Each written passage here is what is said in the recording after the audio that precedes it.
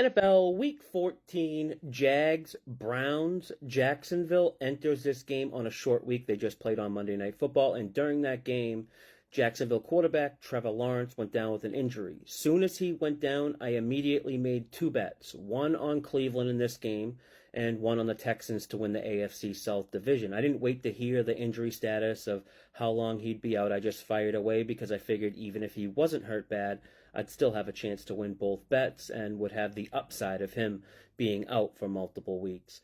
Now, days later, we know it's a high ankle sprain. Jacksonville this week has been making it seem like it's possible he could play, but I think it's more of a gamemanship thing. High ankle sprain typically is a multiple week injury.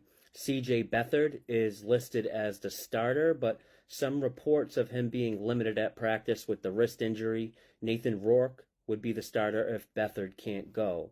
Now, weather is a big factor in this game. Wind, cold, and we've seen the total drastically drop because of the weather. And depending on the latest weather reports, the total will continue to move based on the playing conditions. As it looks now, these weather conditions benefit the Browns.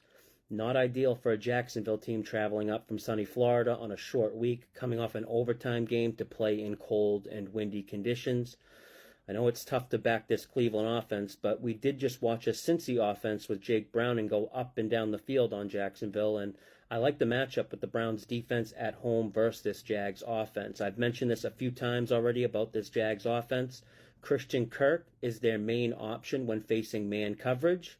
Calvin Ridley is their zone coverage beater. The Browns play one of the highest rates of man coverage, so with Christian Kirk out for this game, the Jags are going to have to find another way to have success versus man coverage. Also, the Jags have a very banged-up offensive line, not ideal versus this Browns defensive line, and Jacksonville running back Travis Etienne still dealing with a rib injury, which we saw him struggle with on Monday night with his usage being limited. I like Cleveland a lot in this game. Members of the Discord community hopefully got down on the Browns at a good number on Monday night when I first posted it.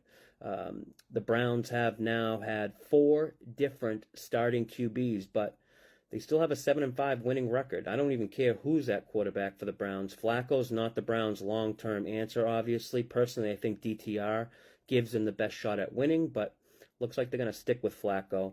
There's talks about this Browns defense declining, but I'm not really buying it yet. You know, Cleveland's defense played a lot better than the scoreboard reflected last week versus the Rams. The Rams scored 2 bullshit TDs late in the game on short fields to get into the 30s, but that wasn't a 30-plus point performance by the Rams. But the Browns' defensive numbers are starting to look much different when playing on the road versus home.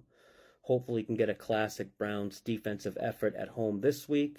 That's it for this one. Until next time, good luck with your bets.